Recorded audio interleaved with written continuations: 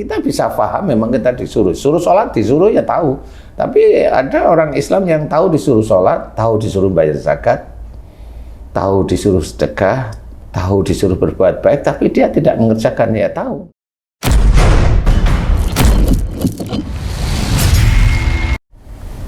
Bismillahirrahmanirrahim. Assalamualaikum warahmatullahi wabarakatuh. Waalaikumsalam warahmatullahi wabarakatuh. Amin ya rabbal alamin. Para pemirsa dan sahabat beriman dimanapun berada, kita jumpa lagi di Ustadz Danu Official Channel. Semoga kita selalu dalam lindungan Allah Subhanahu wa Ta'ala. Amin ya rabbal alamin. Pada kesempatan kali ini kita akan ngaji lagi bersama guru kita semua, Pak Ustadz Danu. Assalamualaikum Pak Ustadz. Waalaikumsalam warahmatullahi wabarakatuh. Amin ya rabbal alamin. Pak Ustadz, kita itu kan kadang-kadang diuji dengan dua macam ya Ji ya. Dua macam ujian. Ada ujian yang mengenakan atau nikmat, ada yang diberi kenikmatan, ada juga ujian yang diberi kesusahan seperti itu ya. Ketika kita diberi nikmat, kita bersyukur. Kemudian ketika kita diberi kesusahan, kita mesti bersabar.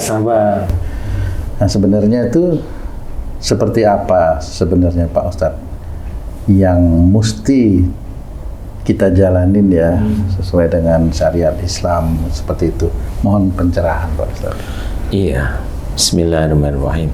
Assalamualaikum warahmatullahi wabarakatuh. Waalaikumsalam warahmatullahi wabarakatuh. Amin ya rabbal alamin.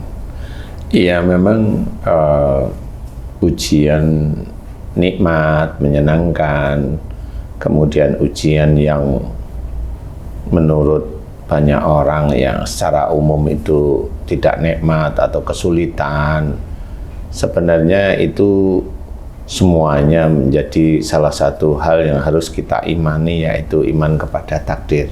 Iya. Seperti itu.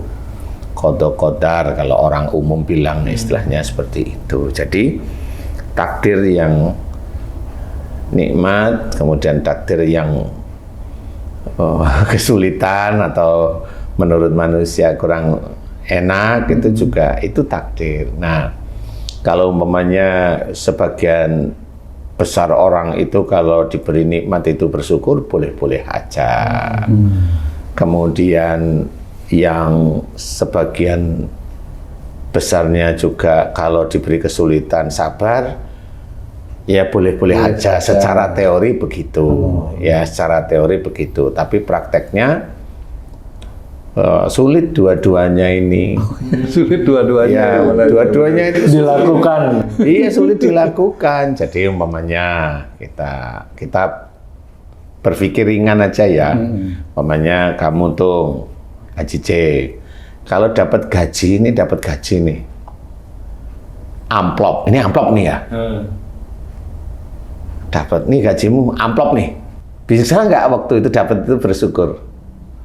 Bisa nggak waktu itu? Bisa, ini gajimu, nah bisa aja ya. Bisa, alhamdulillah. Iya. Pertanyaan saya, kalau gaji itu ditransfer, saya tanya bersyukur nggak? Saya tanya aja, bersyukur nggak coba? Atau ya lewat aja, karena sudah tahu gajian, lewat aja. Sebenarnya orang Islam itu kalau dia mengucap alhamdulillah itu biasanya ada sesuatu interaksi. Kalau tadi amplop bisa, karena interaksinya nerima. Persoalannya aja kamu itu tahu nggak kamu ditransfer. Walaupun kamu secara teori tahu transfer lewat istri. Nah, bisa nggak kamu tuh yang tidak tahu ditransfer hari apa atau itu benar-benar ngerti bahwa itu ditransfer terus tanpa melihat bilang alhamdulillah, begitu bisa? Nah, persoalannya adalah kamu diberi nikmat oleh Allah Ta'ala nih, tung Pak nih. Bisa buang air besar, alhamdulillah nggak sih? Nah, itu buang air besar, buang air kecil, kemudian buang angin dan sebagainya. Itu orang itu nggak akan pernah, atau memang sangat-sangat jarang sekali bersyukur bahwa itu nikmat. Kemudian melalui hidung kita bisa bernapas, itu bersyukur. Kemudian sehari-hari kalau kita melihat sesuatu, mata bisa melihat itu langsung ingat langsung, alhamdulillah ya Allah aku bisa melihat. Selama ini aku lihat baik-baik, kan jarang sekali seperti itu. Betul Pak Ustaz. Makanya saya cerita, orang dengan mengucap alhamdulillah atas nikmat Allah itu juga susah. Betul. Jadi makanya harus kita fahami sebenarnya. Secara teori orang Islam tahu dia akan mengucap alhamdulillah. Nah, kemudian apalagi kalau lagi datang tidak enak. Nah, ini dia bukannya mensyukuri datangnya takdir itu, karena orang Islam pun akan tidak sadar bahwa yang dia terima menurut dia tidak enak atau kesulitan, sebenarnya itu yang terbaik bagi dirinya, itu kan nggak pernah sadar. Itu yang terbaik, sehingga pada saat menerima itu jarang sekali orang itu bilang alhamdulillahirabbil alamin, walaupun susah. Lagi susah gimana itu maksudnya? Nanti ditambah kesusahan. Kalau orang melihat sesuatu yang indah, pemandangan indah, hanya sekedar ngucap subhanallah ataupun masya Allah tanpa ada makna, ngelihat bersyukur hal-hal kecil, gimana orang itu bisa memaknai seperti itu, Ustaz? Apa yang harus ditanamkan, Ustaz? Memang benar. Jadi ada ulama Arab itu yang pernah berkata bahwa banyak orang Islam itu dia baca Qur'annya hanya sampai di tenggorokan. Jadi tidak sampai ke arah hati, benar. Nah, memaknai tentang kebesaran Allah, melihat sesuatu dengan mengucap subhanallah umpamanya. Kalau ada sesuatu yang kurang pas, kemudian masya Allah. Kalau melihat sesuatu yang menakjubkan, itu kadang orang itu yang ada dalam pikirannya itu hanya didengar orang sebelahnya. Itu rata-rata seperti itu. Jarang orang itu mengucap seperti itu sampai ke hatinya betul itu kebesaran Allah. Makanya di dalam Quran ada banyak cerita tentang punya telinga tidak untuk mendengarkan, punya mata tidak untuk melihat, punya hati untuk tidak mengimani atau memahami. Itu benar sebenarnya. Jadi pada saat telinga tidak dipergunakan untuk mendengarkan ayat-ayat Allah yang ada dalam Quran, memang orang nggak paham, nggak mau dia mendengarkan, atau mendengarkan orang cerita tentang Islam atau tentang Quran atau tentang hadis atau tentang kehidupan sehari-hari yang memang mengikuti syariat Islam, itu orang jarang sekali mau mendengar. Walaupun ada orang yang mau mendengarkan ilmu-ilmu Islam, ada, tetapi hanya cukup mendengar sampai di otak saja. Tapi pada saat dia hanya mendengarkan masih boleh, tetapi pada saat nanti dia itu memahami, paham nggak dia paham. Tapi jangan berhenti pada saat paham. Paham itu yang gimana? Nggak dikerjakan. Padahal isi Quran pun banyak dari yang harus kita kerjakan. Disuruh diskusi, disuruh komunikasi antar manusia dengan baik, tidak ada perkelahian atau permusuhan. Kemudian disuruh untuk lemah lembut, disuruh untuk halus, lembut dalam kehidupan sehari-hari. Itu kan disuruh oleh Allah Ta'ala yang harus kita bisa paham. Memang kita disuruh sholat, disuruh ya tahu. Tapi ada orang Islam yang tahu disuruh sholat, tahu disuruh bayar zakat, tahu disuruh sedekah, tahu disuruh berbuat baik, tapi dia tidak mengerjakan, ya tahu. Nah, itu tidak mengerjakan istilahnya. Nah, di titik itulah sebenarnya orang itu dia tidak memahami bahwa pada saat dia melihat sesuatu itu matanya melihat kebesaran Allah. Di situ dia harus paham bahwa mataku ini tercatat pada Quran. Sehingga pada saat dia ada orang sebelahnya atau tidak ada orang, dia akan mengucap Masya Allah, seperti itu, dengan hati yang betul-betul tulus kepada Allah Ta'ala. Jadi bukan Masya Allah tapi sebelahnya ada orang, kan mungkin didengerin dia, kan gitu ya. Berarti Ustaz, apapun yang kita lihat, baik itu indah maupun tidak indah, ada Allah di situ. Iya. Contoh umpamanya kita melihat orang yang mohon maaf ya, tubuhnya kurang atau cacat, yang nggak normal, yang nggak normal umpamanya. Nah itu kan tetap sempurna di mata Allah Ta'ala. Terus kita mau apa? Kan gitu. Ada Allahnya itu yang bagaimana? Iya, satu, nggak usah ngecek, karena beliau lagi mengerjakan takdir Allah. Kan begitu. Itu ada Allahnya, sehingga biasa aja melihat. Hanya cuma ya kita mengucap Subhanallah, walaupun dia tidak mendengar pun kita seperti itu. Dia tidak mendengar sehingga tidak menjadikan fitnah nanti di dia, tapi kita tetap mengucap Subhanallah. Ya. Di titik itu tetap ada Allahnya. Ya. Jadi takdir yang kita terima yang mengenakan atau tidak mengenakan menurut kita itu sebenarnya itu dasar dari iman. Makanya kalau momennya nikmat itu kan nggak hanya cuma amplop, nggak cuma transferan di setiap bulan, kan enggak, tapi apa? Melihat bisa telepon sama istri telepon, umpamanya masih ngobrol dengan enak, ya alhamdulillah ya Allah, istriku masih ngobrol dengan enak, kan seperti itu.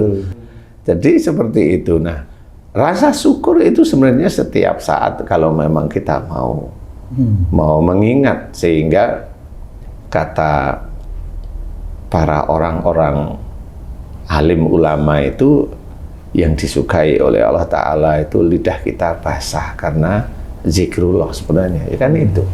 Jadi rasa syukur, atau pada saat kita mengalami sesuatu yang kurang nyaman, itu tetap aja kita ingat kepada Allah. Apa saja, walaupun itu sulit, dua-duanya sulit. Saya cerita dua-duanya sulit. Sulit kalau memang itu mau diterapkan di sehari-hari, sulit. Karena apa? Nah, pada saat seseorang yang ditanyain, emang kamu bisa buang angin, buang air kecil, buang air besar, pernah bersyukur itu betul-betul? Ya, walaupun ada doanya, iya saya tahu. Kalau sudah berdoa, ya alhamdulillah, berarti dia ingat kan gitu. Kalau yang lupa, nah di titik itu kita kacau balau, walaupun tidak dimasukkan ke dalam sesuatu yang haram kamu kalau nggak bersyukur, kan nggak seperti itu gitu. Tapi memang itu bisa menjadi siksaan yang amat pedih nantinya, kan gitu. Bener nggak sih? Iya. Kan diceritakan dalam Quran, la in sakatum la azidanakum, kan jelas itu. Jika kita diberi nikmat, kita bersyukur agar Allah menambah nikmat. Kemudian yang ayat berikutnya, wala in kafatum inna adabila sakit. Itu benar. Jika kita itu kufur atas nikmat Allah, maka sungguhnya siksa Allah amat pedih. Nah, itu dijelaskan.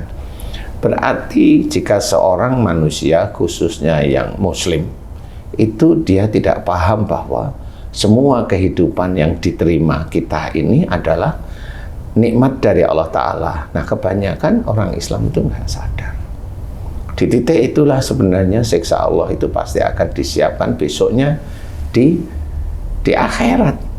Jadi jangan asal cerita bahwa yang diceritakan hanya surga aja, jadi orang dengerin enak. Iya, memang di surga itu enak, tapi untuk berjalan menuju surga ini kan harus mawas diri, nggak bisa hendak. Mau menuju surga itu ini loh yang harus dikerjakan, kan banyak. Nggak hanya sholat aja, tidak hanya berpuasa saja. Nah, tetapi ketakwaan kepada Allah Ta'ala, sehingga Allah memberikan rahmatnya kepada seseorang sehingga orang itu masuk surga. Nah, itu dari ketakwaan itu berarti komplek sebenarnya. Komplek dari sehari-hari dia bersyukur, dia nikmat ya dia terima syukur. Kemudian kalau dia diberi rezeki banyak, dia tidak boros, dia tetap dia perhitungkan, ngeluarin rezeki ya normalnya biasa aja. Dia diberi nikmat dengan anak yang pinter, dia juga berusaha menjaga tidak ngomong yang melebihi batas sehingga menjadi ujub, riak, bangga, bahkan sombong. Itu juga nggak kuat orang itu, pasti biasanya cerita di titik itu. Seseorang menerima sesuatu yang sulit, dia bersyukur karena takdir yang dia terima itu, dan dia nggak kemana-mana, serahin aja sama Allah Ta'ala.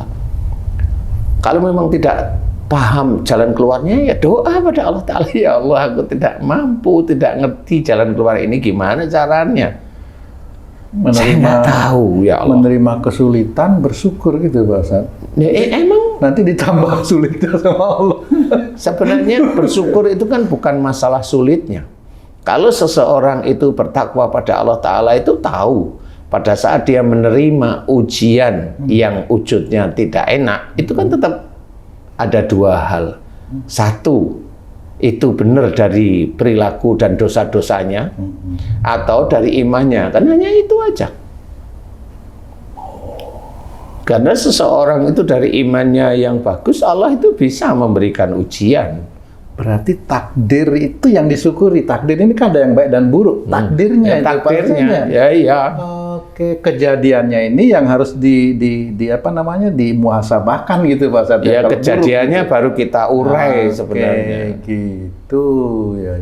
Kan seperti itu. Jadi kalau memang kita tahu ini kayaknya dari dosa saya, kan ngerti, kecuali orang-orang yang sombong. Jadi nggak pernah mau bilang bahwa oh yang tidak nyaman ini dari dosa saya, kan nggak pernah.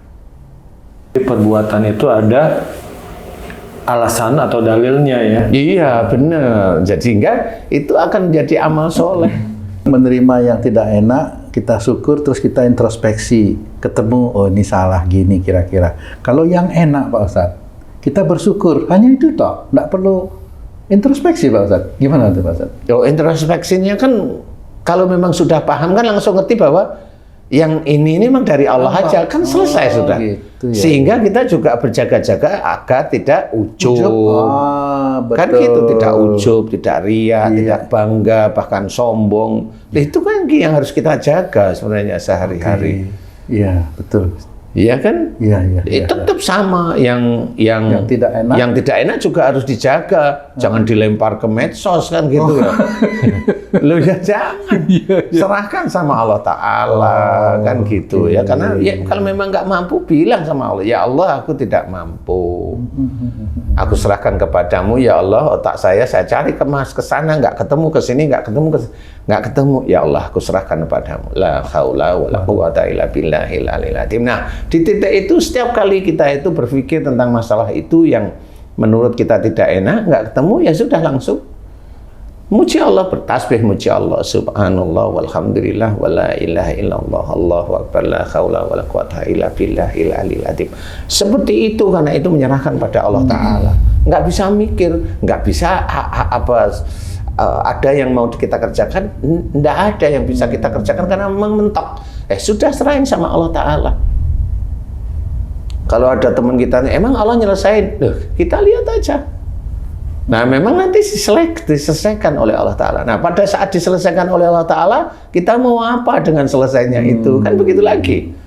Pada saat kita itu alhamdulillah ya Allah, ini engkau selesaikan. Kalau tidak engkau nggak ada yang mampu ya Allah. Allahu Akbar, Allahu Akbar, Allahu Akbar, walillahil hamd. Benar. Habis itu, loh kok tumben ini selesai? Allah. Selesai. Kamu nggak ini? Enggak. Kamu pura-pura nih pasti kamu. Enggak, Allah aja. Tapi untuk berucap seperti itu sulit. Iya, sangat. Karena orang itu ingin menonjolkan dirinya biasanya. Kemampuan dirinya ya menonjolkan dirinya lah ibaratnya ya. Nah, di titik itulah kita harus memahami bersyukur itu di setiap lini apapun bentuknya. Nah, insya Allah seperti itu. Tetap belajar istiqomah yang baik, tauhid kita tegakkan, kemudian iman kita kuatkan, insya Allah. Pak Ustadz, menguatkan iman itu dengan memerangi hawa nafsu, Pak Ustadz. Salah satunya gitu, Pak Ustadz. Ya sebenarnya menguatkan iman itu kan harus ada ilmunya dulu. Oh, belajar Ya, juga gitu baru ya. bisa memerangi. Kalau kamu asal memerangi hawa nafsu, susah nanti. Iya, benar. Iya. Kayak umpamanya menguatkan iman itu satu, umpamanya orang itu sebenarnya setiap hari harus bersyukur. Setiap hari itu nggak sehari sekali, setiap saat maksudnya, karena Allah itu banyak memberikan kepada kita itu nikmat. Jalan kaki, bisa melihat, bisa bicara, bisa berpikir, bisa menggerakkan tubuh, bisa molet, bisa tiduran, jongkok juga bisa. Kalau kita mau pipis juga diizinkan oleh Allah Ta'ala. Semuanya ini kan nikmat. Jadi kalau kita tahu, oh begitu. Nah inilah yang namanya iman kepada Allah Ta'ala itu tahu. Sehingga itu kuatkan. Menjadi tauhid yang kita kerjakan. Seperti itu. Kemudian pada saat kita itu menerima sesuatu yang menurut kita tidak nyaman, ya tahu bahwa ini yang terbaik untuk kita. Ya kita jalani. Seperti itu. Jadi kita harus memahami bahwa enak tidak enak itu memang harus kita syukuri. Yang enak memang kita bersyukur benar, jangan sampai menjadi kebanggaan. Yang tidak enak itu kita bersyukur kan memang kita lagi menjalani takdir yang kita terima itu. Loh, berarti bisa aja itu dari dosa saya, insya Allah bisa.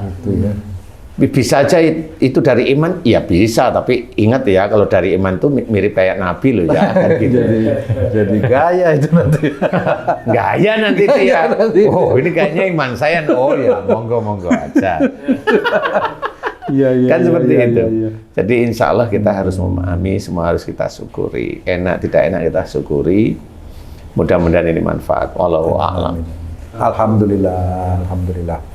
Terima kasih banyak Pak Ustadz penjelasannya. Para pemirsa dan sahabat beriman dimanapun berada, demikian tayangan video kami kali ini. Kami mohon maaf jika ada kesalahan dan terima kasih atas perhatiannya. Wassalamualaikum warahmatullahi wabarakatuh. Waalaikumsalam warahmatullahi wabarakatuh. Alhamdulillahirabbil alamin.